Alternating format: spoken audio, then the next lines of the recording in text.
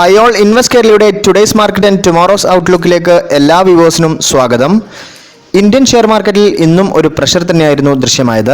സെൻസെക്സും നിഫ്റ്റിയും ഇന്നും റെഡിൽ തന്നെയായിരുന്നു അവരുടെ വ്യാപാരം അവസാനിപ്പിച്ചത്. ഇതിനുള്ള മെയിൻ റീസൺ എന്ന് പറയുന്നത് ഒന്നാമതായി ഗ്ലോബൽ കോസസ് തന്നെയാണ്. പല ഗ്ലോബൽ മാർക്കറ്റുകളും ഇന്ന് റെഡിൽ തന്നെയാണ് വ്യാപാരം അവസാനിപ്പിച്ചത്.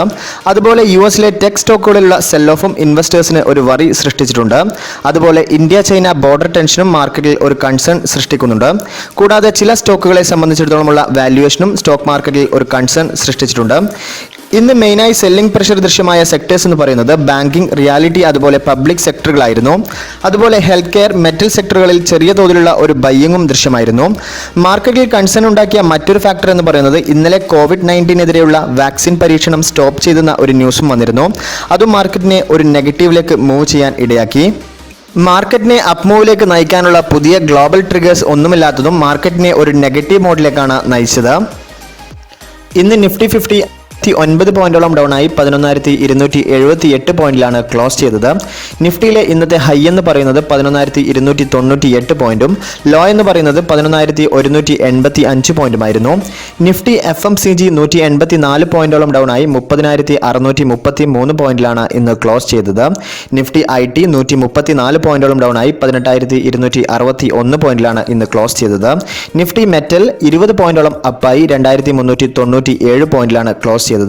നിഫ്റ്റി ഫാർമ 210 പോയിന്റോളം അപ്പായി 11,304 പോയിന്റിലാണ് ക്ലോസ് ചെയ്തത്. നിഫ്റ്റി ഓട്ടോ 15 പോയിന്റോളം അപ്പായി 7,903 പോയിന്റിലാണ് ക്ലോസ് ചെയ്തത്. നിഫ്റ്റി ബാങ്ക് 477 പോയിന്റോളം ഡൗൺ ആയി 22,267 പോയിന്റിലാണ് ക്ലോസ് ചെയ്തത്. നിഫ്റ്റി എനർജി 29 പോയിന്റോളം അപ്പായി 15,365 പോയിന്റിലും നിഫ്റ്റി ഫൈനാൻഷ്യൽ സർവീസ് 198 പോയിന്റോളം ഡൗൺ ആയി 10,587 പോയിന്റിലുമാണ് ഇന്ന് ക്ലോസ് ചെയ്തത്. നിഫ്റ്റി 50യിലെ top gainers Tata Steel, Zee entertainment, Cipla, അതുപോലെ റിലയൻസ് തുടങ്ങിയ സ്റ്റോക്കുകളായിരുന്നു. ടോപ്പ് ലൂസേഴ്സ് എന്ന് പറയുന്നത് SBI, ഗെയിൽ, ബജാജ് ഫിനാൻസ്, അതുപോലെ ആക്സിസ് ബാങ്ക് തുടങ്ങിയ സ്റ്റോക്കുകളായിരുന്നു ഒരു പ്രഷർ ഇന്ന് ദൃശ്യമായത്. ഇന്ന് സെൻസെക്സ് 171 പോയിന്റോളം ഡൗൺ ആയി 38,193 പോയിന്റ് ക്ലോസ് ചെയ്തത്. സെൻസെക്സിലെ top gainers Tata Steel, Reliance, Sun Pharma, Bharti Airtel തുടങ്ങിയ സ്റ്റോക്കുകളായിരുന്നു. ടോപ്പ് ലൂസേഴ്സ് എന്ന് പറയുന്നത് Titan, Maruti Suzuki, NTPC, HCL tech, അതുപോലെ ഹിന്ദുസ്ഥാൻ യൂണിലിവർ തുടങ്ങിയ സ്റ്റോക്കുകളിലായിരുന്നു ഒരു പ്രഷർ ഇന്ന് ദൃശ്യമായത്. ആസ്ട്രാസെൻസ ഫാർമ ഷെയറുകളിൽ ഇന്ന് ഏകദേശം 10% ഒരു ഡൗൺ മൂവ്മെന്റ് മോർണിംഗ് സെഷനിൽ ദൃശ്യമായിരുന്നു. ഇതിന്റെ മെയിൻ റീസൺ എന്ന് പറയുന്നത് അവരുടെ ഭാഗത്ത് നിന്ന് വന്ന ഒരു ന്യൂസ് തന്നെയാണ്. അതായത് COVID-19 എതിരായുള്ള വാക്സിൻ പരീക്ഷണങ്ങൾ അവർ ഹോൾഡ് ചെയ്തിട്ടുണ്ട്. ചില നെഗറ്റീവ് എഫക്റ്റ് കാരണമായിരുന്നു ഈ ഒരു ഹോൾഡ് ചെയ്യാനുള്ള തീരുമാനം അവർ എടുത്തത്. ഇത് ഈ സ്റ്റോക്കിനെ സംബന്ധിച്ച് നെഗറ്റീവായാണ് എഫക്റ്റ് ചെയ്തത്. കാരണം ഈ മെഡിസിന്റെ റിസർച്ചുമായി ഇവർ മുന്നേറുന്ന സമയത്ത് ഒരു വലിയ റാലി തന്നെ ഈ സ്റ്റോക്കിൽ ദൃശ്യമായിരുന്നു. ആ സാഹചര്യത്തിൽ ഈ തരത്തിലുള്ള ന്യൂസ് ഈ സ്റ്റോക്കിനെ എങ്ങനെ ബാധിക്കുമെന്ന് ഓരോ ഇൻവെസ്റ്റേഴ്സും ശ്രദ്ധിക്കേണ്ടതാണ്. റിലയൻസ് സ്റ്റോക്കിൽ ഇന്നൊരു അപ്മൂവ് ദൃശ്യമായിരുന്നു.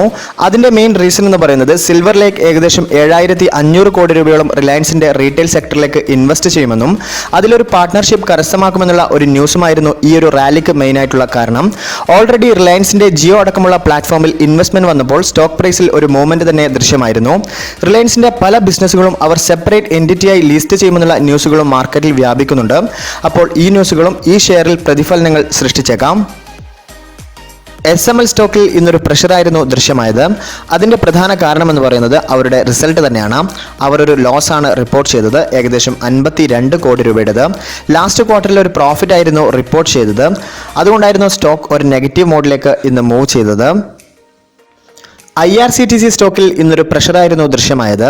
അതിന്റെ മെയിൻ റീസൺ എന്ന് പറയുന്നത് ഗവൺമെന്റ് ഇവരുടെ സ്റ്റേക്ക് ഡി ഇൻവെസ്റ്റ് ചെയ്യാൻ പോകുന്നുണ്ടെന്ന ഒരു ന്യൂസിന്റെ ഫലത്തിലായിരുന്നു ഈ ഒരു ഡൗൺ ട്രെൻഡ് ദൃശ്യമായത്. ഏകദേശം 15% സ്റ്റേക്കാണ് ഡി ഇൻവെസ്റ്റ് നടത്താൻ ഉദ്ദേശിക്കുന്നത്. ഇതുവരെ ഗവൺമെന്റ് അതിന്റെ ഫ്ലോർ പ്രൈസ് അടക്കമുള്ള കൂടുതൽ വിവരങ്ങൾ പുറത്തുവിട്ടിട്ടില്ല. അപ്പോൾ ആ ഒരു തീരുമാനം വരുന്നതോടെ സ്റ്റോക്ക് കൂടുതൽ ഡൗണിലേക്ക് മൂവ് ചെയ്യാനുള്ള സാധ്യതയുണ്ട്. ഇതുവരെ ന്യൂസിനെ കുറിച്ച് ഒരു പ്രോപ്പർ കൺഫർമേഷനും പുറത്തു വന്നിട്ടില്ല. ഇൻഫോ എഡ് ഷെയറിൽ ഇന്നൊരു ഡൗൺ ട്രെൻഡാണ് ദൃശ്യമായത്. അതിന്റെ കാരണം എന്ന് പറയുന്നത് ഒന്നാമതായി CLSA അവരുടെ ടാർഗറ്റ് ഡൗൺഗ്രേഡ് ചെയ്തിട്ടുണ്ട്. അതുപോലെ ഇന്നലെ അവരുടെ റിസൾട്ട് വന്നിരുന്നു, പ്രോഫിറ്റിൽ ഒരു വർധനവ് ഉണ്ടായിരുന്നു. അതുകൊണ്ട് ഇന്നലെ സ്റ്റോക്ക് റാലി നടത്തിയിരുന്നു. അതുകൊണ്ട് തന്നെ പല ഇൻവെസ്റ്റേഴ്സും ഒരു പ്രോഫിറ്റ് ബുക്കിംഗ് മോഡിലേക്ക് പോയതും ഈ സ്റ്റോക്കിനെ ഒരു നെഗറ്റീവ് മോഡിലേക്ക് നയിച്ചിരുന്നു. ടെക്സ്മാക്കോ റെയിൽ റിലേറ്റഡ് ആയിട്ടുള്ള ഒരു ന്യൂസ് ഇന്ന് പുറത്തു വന്നിരുന്നു. അതായത് ഏകദേശം 250 കോടിയോളം അവരുടെ പ്രൊമോട്ടേഴ്സ് കമ്പനിയിലേക്ക് ഇൻവെസ്റ്റ് ചെയ്യുമെന്നാണ് ന്യൂസ് വന്നത്. ഇത് കമ്പനിയുടെ ഡെവലപ്മെന്റിന് വേണ്ടി ഉപയോഗിക്കുമെന്നാണ് മാനേജ്മെന്റ് അറിയിച്ചിരിക്കുന്നത്. ടെക്സ്മാക്കോ ഇതാദ്യം റൈറ്റ് ഇഷ്യൂ വഴി സമാഹരിക്കാനായിരുന്നു അവരുടെ ബോർഡ് അംഗീകാരം നൽകിയത്. പക്ഷേ ഇപ്പോഴത്തെ എക്കണോമിക് കണ്ടീഷൻ കാരണം അവർ അതിൽ നിന്നും പിന്മാറുകയും തുക പ്രൊമോട്ടേഴ്സിന്റെ കയ്യിൽ നിന്നും കണ്ടെത്താനാണ് ഇപ്പോൾ തീരുമാനിച്ചിരിക്കുന്നത്. ഭാരത് ഡൈനാമിക് സ്റ്റോക്കുകളിൽ ഇന്നൊരു ഡൗൺ ട്രെൻഡാണ് ദൃശ്യമായത്. അതിൻ്റെ മെയിൻ റീസൺ എന്ന് പറയുന്നത് ഗവൺമെന്റിന്റെ ഡി ഇൻവെസ്റ്റ്മെന്റ് തീരുമാനം തന്നെയാണ്. ഇപ്പോൾ ഏകദേശം 10% ഡി ഇൻവെസ്റ്റ് ചെയ്യാൻ ഉദ്ദേശിക്കുന്നത്. അത് ഓവർ സബ്സ്ക്രൈബ്ഡ് ആയാൽ 5% കൂടുതൽ ചെയ്യാനാണ് ഗവൺമെന്റിന്റെ പദ്ധതി. ഗവൺമെന്റ് നിശ്ചയിച്ച ഫ്ലോർ വാല്യൂ എന്ന് പറയുന്നത് 330 രൂപയാണ്. അതുകൊണ്ടായിരുന്നു സ്റ്റോക്കിൽ ഇന്നൊരു കറക്ഷൻ സംഭവിച്ചത്. ഇന്ന് സ്റ്റോക്ക് ക്ലോസ് ചെയ്തത് 313 രൂപക്കാണ്. അതായത് ഗവൺമെന്റ് നിശ്ചയിച്ച വാല്യൂവിനേക്കാളും ഡൗൺ ആയാണ് സ്റ്റോക്ക് ക്ലോസ് ചെയ്തത്. അതുകൊണ്ട് തന്നെ ഇത് ഗവൺമെന്റിന്റെ സ്റ്റേക്ക് സെല്ലിനെ എങ്ങനെ ബാധിക്കുമെന്ന് വരും ദിവസങ്ങളിൽ ഇൻവെസ്റ്റേഴ്സ് ശ്രദ്ധിക്കേണ്ടതാണ്. ഇനി നമുക്ക് ഇന്ത്യൻ ഷെയർ മാർക്കറ്റിലെ നാളത്തെ പ്രധാനപ്പെട്ട കാര്യങ്ങൾ ചെക്ക് ചെയ്യാം.